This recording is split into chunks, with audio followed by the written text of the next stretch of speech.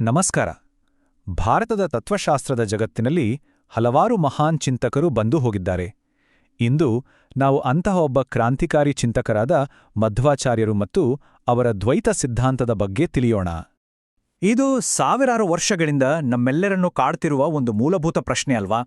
ನಾವು ಕಾಣುವ ಈ ಜಗತ್ತು, ನಮ್ಮ ಸಂಬಂಧಗಳು, ನಮ್ಮ ಅನುಭವಗಳು ಇವೆಲ್ಲ ನಿಜಾನಾ ಅಥವಾ ಕೇವಲ ಒಂದು ದೊಡ್ಡ ನಾಟಕನಾ? ಆ ಕಾಲದಲ್ಲಿ ಭಾರತದಾದ್ಯಂತ ಒಂದು ಪ್ರಬಲವಾದ ನಂಬಿಕೆ ಇತ್ತು. ಅದಕ್ಕೆ ಪಕ್ಕಾ ವಿರುದ್ಧವಾದ ಒಂದು ಹೊಸ ದೃಷ್ಟಿಕೋನವನ್ನ ಒಬ್ರು ಮುಂದಿಟ್ರು. ಅದು ಅಕ್ಷರಶಃ ಭಾರತದ ಆಧ್ಯಾತ್ಮಿಕ ಚಿಂತನೆಯ ದಿಕ್ಕನ್ನೇ ಬದಲಾಯಿಸ್ಬಿಡ್ತು. ಸರಿ, ಹಾಗಿದ್ರೆ ಬನ್ನಿ, ಏನಿದು ಕ್ರಾಂತಿಕಾರಿ ಉತ್ತರ, ಅದರಿಂದಿದ್ದ ಮಹಾನ್ ಚಿಂತಕರು ಯಾರು ಅನ್ನೋದನ್ನ ವಿವರವಾಗಿ ನೋಡೋಣ. ಅವರೇ ಮಧ್ವಾಚಾರ್ಯರು. ವಾಸುದೇವ ಅನ್ನೋ ಹೆಸರಿನಲ್ಲಿ ಹುಟ್ಟಿ ಆನಂದತೀರ್ಥ ಅಂತ ಪ್ರಸಿದ್ಧರಾದ ಇವರು ದ್ವೈತ ಸಿದ್ಧಾಂತವನ್ನ ಸ್ಥಾಪಿಸಿದರು. ಅವರ ಪ್ರಕಾರ ಜಗತ್ತು ಮಾಯೆಯಲ್ಲ, ಭ್ರಮೆಯಲ್ಲ, ಅದು ನಿತ್ಯ ಸತ್ಯ. ಅವರ ತತ್ವಶಾಸ್ತ್ರದ ಆಳಕ್ಕೆ ಇಳಿಯೋ ಮುಂಚೆ ಅವರನ್ನ ಅಂತಹ ದೊಡ್ಡ ಚಿಂತಕರನ್ನಾಗಿ ರೂಪಿಸಿದ ಅವರ ಆರಂಭಿಕ ಜೀವನದ ಕಡೆ ಒಂದು ಸಣ್ಣ ನೋಟ ಹರಿಸೋಣ. ಚಿಕ್ಕಂದಿನಿಂದಲೇ ವಾಸುದೇವರಲ್ಲಿ ಅಸಾಮಾನ್ಯ ಪ್ರತಿಭೆ ಎದ್ದು ಕಾಣ್ತಾ ಇತ್ತು. ಎಂಥ ಬುದ್ಧಿಶಕ್ತಿ ಎಂದ್ರೆ ತಮ್ಮ ಗುರುಗಳಾದ ಅಚ್ಯುತ ಪ್ರೇಕ್ಷರನ್ನೇ ಚರ್ಚೆಯಲ್ಲಿ ಸೋಲಿಸ್ತಿದ್ರಂತೆ. ಅವರ ದೈಹಿಕ ಶಕ್ತಿ ಕೂಡ ಅಷ್ಟೇ ಪ್ರಬಲವಾಗಿತ್ತು. ಇದೇ ಕಾರಣಕ್ಕೆ ಅವರನ್ನ ವಾಯುದೇವರ 3ನೇ ಅವತಾರ ಅಂದ್ರೆ ಭೀಮನ ಅವತಾರ ಅಂತಾನೆ ಪರಿಗಣಿಸಲಾಗುತ್ತೆ. ಸರಿ, ಈಗ ನೇರವಾಗಿ ಅವರ ತತ್ವಶಾಸ್ತ್ರದ ತಿರುಳನ್ನು ನೋಡೋಣ.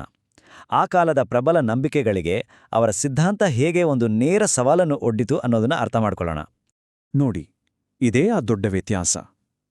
ಒಂದು ಕಡೆ ಶಂಕರಾಚಾರ್ಯರ ಅದ್ವೈತ ಸಿದ್ಧಾಂತ ಬ್ರಹ್ಮ ಸತ್ಯಂ ಜಗನ್ಮಿಥ್ಯ ಅಂತ ಹೇಳುತ್ತೆ. ಅಂದ್ರೆ ದೇವ್ರು ಮಾತ್ರ ಸತ್ಯ, ಈ ಜಗತ್ತು ಸುಳ್ಳು ಅಂತ. ಆದ್ರೆ ಮಧ್ವಾಚಾರ್ಯರು ಇಲ್ಲ, ಜಗತ್ತು ಕೂಡ ಸತ್ಯ, ಜೀವಾತ್ಮ ಮತ್ತು ಪರಮಾತ್ಮ ಬೇರೆ ಬೇರೆ ಅಂತ ಬಹಳ ದೃಢವಾಗಿ ವಾದಿಸಿದ್ರು. ಇದೇ ನೋಡಿ ಮಧ್ವಾಚಾರ್ಯರ ವಾದದ ಪ್ರಮುಖ ಭಾಗ. ಅವರ ಪ್ರಕಾರ ಜೀವಾತ್ಮ ಅಂದ್ರೆ ನಾವು, ಎಂದಿಗೂ ಪರಮಾತ್ಮ ಅಂದ್ರೆ ದೇವರಿಗೆ ಸಮಾನ ಆಗೋಕೆ ಸಾಧ್ಯವೇ ಇಲ್ಲ. ನಾವು ಯಾವಾಗ್ಲೂ ದೇವರಿಗೆ ಅಧೀನ. ಹಾಗಾಗಿ ಅಹಂ ಬ್ರಹ್ಮಾಸ್ಮಿ ಅಥವಾ ನಾನೇ ದೇವರು ಅನ್ನೋ ಅದ್ವೈತದ ವಾದವನ್ನವರು ಸಂಪೂರ್ಣವಾಗಿ ತಿರಸ್ಕರಿಸಿದ್ರು.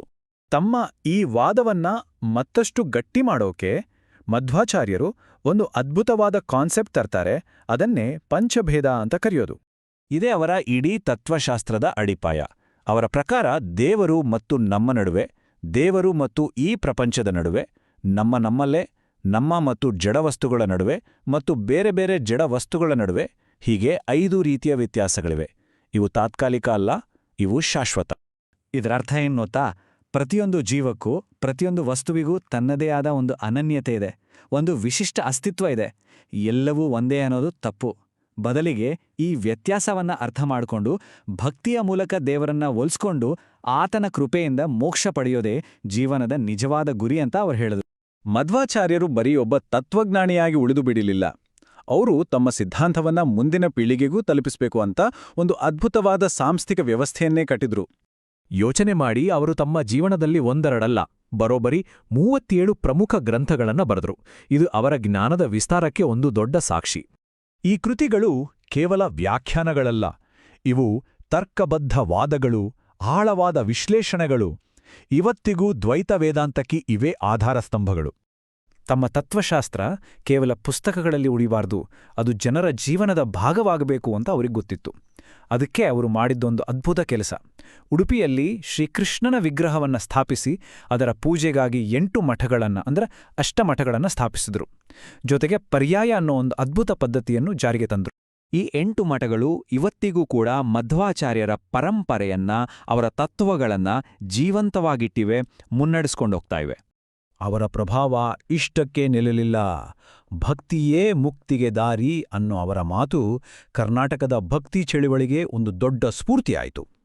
ಪುರಂದರದಾಸರು, ಕನಕದಾಸರಂತಹ ಮಹಾನ್ ದಾಸರು ತಮ್ಮ ಹಾಡುಗಳ ಮೂಲಕ ದ್ವೈತ ತತ್ವವನ್ನ ಸರಳವಾಗಿ ಜನಸಾಮಾನ್ಯರ ಹೃದಯಕ್ಕೆ ತಲುಪಿಸಿದ್ರು.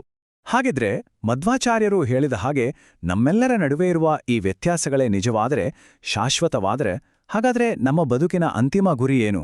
ಈ ವೈವಿಧ್ಯತೆಯ ಅರ್ಥವಾದ್ರೂ ಏನು? ಈ ಪ್ರಶ್ನೆ ಜೊತೆ ಇವತ್ತಿನ ಈ ಚಿಂತನೆಯನ್ನ ಮುಗಿಸೋಣ. ಸ್ವಲ್ಪ ಯೋಚನೆ ಮಾಡಿ ನೋಡಿ. ಇನ್ನೂ ಈ ತರಹ ಹೆಚ್ಚು ವಿಡಿಯೋಗಾಗಿ ನಮ್ಮ ಚಾನೆಲ್ ಸಬ್ಸ್ಕ್ರೈಬ್ ಮಾಡ್ಕೊಳ್ಳಿ. ಹಾಗೆ ನಿಮ್ಮ ಅನಿಸಿಕೆನ ಕೆಳಗಡೆ ಕಮೆಂಟ್ ಮಾಡಿ. ಹೌದು.